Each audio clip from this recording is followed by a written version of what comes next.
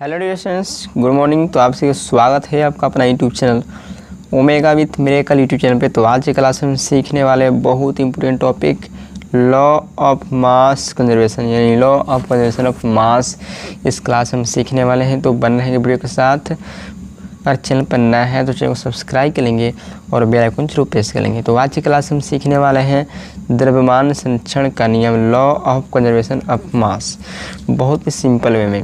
ध्यान देंगे, अगर ज़्यादा से ज़्यादा अगर आप वीडियो देखना चाहते हैं तो वीडियो के डिस्क्रिप्शन बॉक्स में चले जाइए, वहाँ पर आपको लिंक मिल जाएगा, है ना। एक एक करके वीडियो को वॉच कर सकते हैं। इस वीडियो के डिस्क्रिप्शन बॉक्स में बहुत सा आपको चैप्टर का प्लेलिस्ट दे दिया गया है, तो वहाँ से जाकर जल्दी से आप सीख सकते हैं। तो आज की क्लास में सीखने वाले हैं लॉ ऑफ मास कंजर्वेशन, यानी कि लॉ ऑफ केमिकल कम्बिनेशन। ठीक है, लॉ ऑफ केमिकल कम्बिनेशन के बारे में सीखने वाले हैं। तो चलिए फटाफट देख लेते हैं। वीडियो अच्छा है तो लाइक करें, दोस्तों में जरूर शेयर करेंगे। तो ध्यान देंगे, टॉपिक्स लिखा हुआ है law of chemical combination. Law of chemical combination का मतलब होता है कि जब एक सब्सटेंस दूसरे सब्सटेंस से क्या करता है, कंबाइन करता है, संयोग करता है, तो वह कुछ नियमों को पालन करता है। ठीक है, वह कुछ नियमों को क्या करता है, पालन करता है। इसको हम कहते हैं लॉ ऑफ केमिकल कम्बिनेशन। तो इस लॉ ऑफ केमिकल कम्बिनेशन में जो हमारा पहला कम्बिनेशन लॉ है उसको हम बोलते हैं लॉ ऑफ कंजर्वेशन ऑफ मास, द्रव्यमान संरक्षण का नियम। क्या समझते हैं? द्रव्यमान संरक्षण का नियम, द्रव्यमान संरक्षण का नियम। पहला हमारा लॉ ऑफ केमिकल कम्बिनेशन है द्रव्यमान संरक्षण का नियम। तो चलिए देखते हैं, सीखते हैं कि द्रव्यमान संरक्षण का नियम क्या कहलाता है। ध्यान देंगे, यहाँ पे लिखा हुआ कि in a chemical reaction the mass of reactant consume and mass of the products form is same, this is mass, that mass is conserved, this is a direct consequence of law of conservation of atoms. This law put forth by Anthony Lavoisier in 1789। ध्यान देंगे, कह रहा है कि ये जो law of conservation of मास है, जो द्रव्यमान संरक्षण का नियम है, वह एंटोनी लेवोजियर के द्वारा 1789 ईस्वी में दिया गया। और यह लॉ क्या कहता है कि इन केमिकल रिएक्शन, किसी भी रासायनिक अभिक्रिया में रिएक्टेंट का मास जो होता है प्रोडक्ट के मास की क्या होता है, बराबर होता है। कोई भी केमिकल रिएक्शन है तो रिएक्टेंट का जो मास है प्रोडक्ट के मास से क्या होता है, इक्वल होता है। इसका मतलब है कि कोई भी केमिकल रिएक्शन में नहीं मास क्रिएट होता है, नहीं मास डिस्ट्रॉय होता है। ठीक है, मास का नहीं क्रिएट होता है, नहीं मास का डिस्ट्रॉय होता है। इसी लॉ को हम लोग बोलते हैं लॉ ऑफ कंजर्वेशन ऑफ मास, यानी कि टोटल मास जो है कंजर्व रहता है, टोटल मास जो है संरक्षित रहता है, नहीं एक्स्ट्रा मास आता है, नहीं एक्स्ट्रा मास दिया जाता है। ठीक है, तो इसलिए इसका नाम क्या है, द्रव्यमान संरक्षण का नियम, लॉ ऑफ कंजर्वेशन ऑफ मास। चलिए एक एग्जाम्पल लेकर सीख लेते हैं। जैसे मान लीजिए कि एक रिएक्शन है, कार्बन ऑक्सीजन से रिएक्ट किया तो बना दिया कार्बन डाइऑक्साइड। ठीक है, कार्बन ऑक्सीजन से रिएक्ट किया तो बना दिया कार्बन डाइऑक्साइड।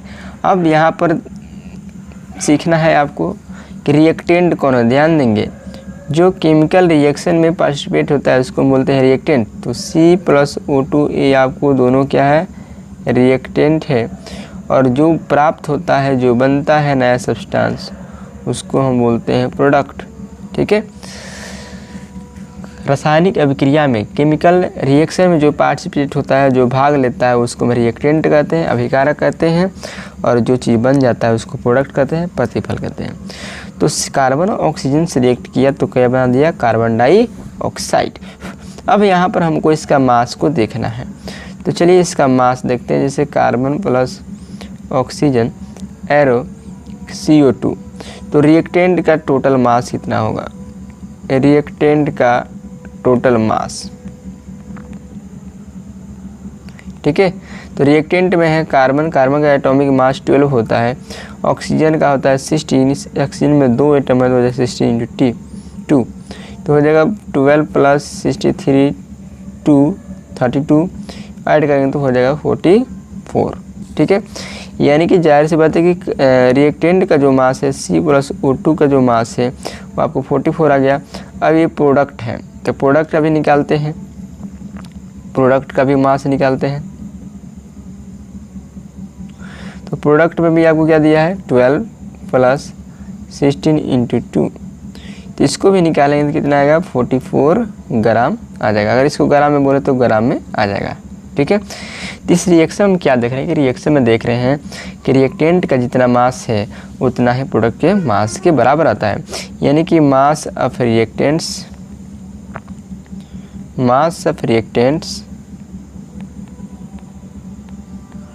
बराबर हो जाता है मास ऑफ प्रोडक्ट्स,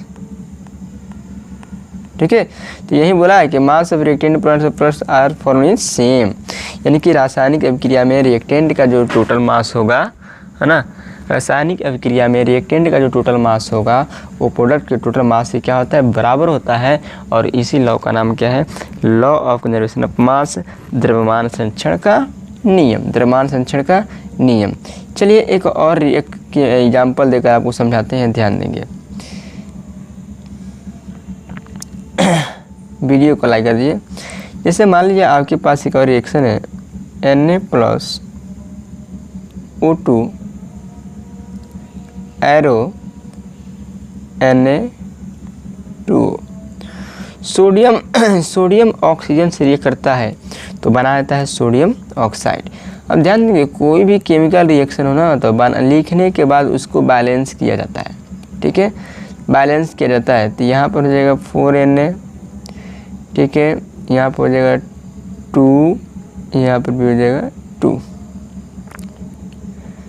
कि 4Na तो हो जाएगा 4, 2 यहाँ पर नहीं रहेगा, ये नहीं रहेगा, ठीक है। फिर से लिख देते हैं Na+O2 एरो Na2, बैलेंस करेंगे तो यहाँ पर हो जाएगा आपको 4, यहाँ पर हो जाएगा बस 2, ठीक है, बैलेंस हो गया, बैलेंस हो गया। अब कहता है कि रिएक्टेंट का टोटल मास, तो रिएक्टेंट में कौन कौन है, रिएक्टेंट में आपको सोडियम और ऑक्सीजन है। तो सोडियम का एटॉमिक मास कितना आता है 23, तो 4 × 23 प्लस ऑक्सीजन का 63 × 2, ये हो जाएगा 23 × 92 प्लस 16 × 32, ऐड करेंगे तो हो जाएगा 2 × 2 = 4 और 9 × 12, 124 मान लिया ग्राम में आए तो ग्राम में कर सकते हैं। अब जो रिएक्टेंट का जो प्रोडक्ट का मास है ये आपको ध्यान देंगे 2 कॉमन है तो 2 बगल में रख देंगे। सोडियम का 2 होता है 23 × 46 प्लस ये हो जाएगा ऑक्सीजन का 16, तो हो जाएगा 2 × और 6 × 6 = 12 और ये हो जाएगा 62, इसे गुना करेंगे तो ये भी आपको आ जाएगा 124, ठीक है। यानी कि रिएक्टेंट का जितना मास हो रहा है 124, प्रोडक्ट के भी मास के क्या होता है इक्वल होता है। रिएक्शन बैलेंस रहेगा तब भी ऐसा होता है, ठीक है, रिएक्शन बैलेंस होता है तभी ऐसा होता है, नहीं तो आपको गलत माना जाएगा, ठीक है। तो ध्यान देंगे तो केमिकल रिएक्शन में आपको प्रतिफल का जो मास होता है प्रोडक्ट के मास के इक्वल होता है। इसी लॉ को हम बोलते हैं लॉ ऑफ कंजर्वेशन ऑफ मास, द्रव्यमान संरक्षण का नियम। क्लियर है ना। तो वीडियो अच्छा लगे तो लाइक कर देंगे और फिर नेक्स्ट क्लास में मिलते हैं नेक्स्ट लॉ को लेकर, लॉ ऑफ कांस्टेंट प्रोपोर्शन को लेकर, लॉ ऑफ कांस्टेंट प्रोपोर्शन को लेकर हम नेक्स्ट क्लास में लेकर आएंगे। तो बनेंगे। चलिए फटाफट वीडियो को शेयर कर दीजिए दोस्तों में, फ्रेंड्स में।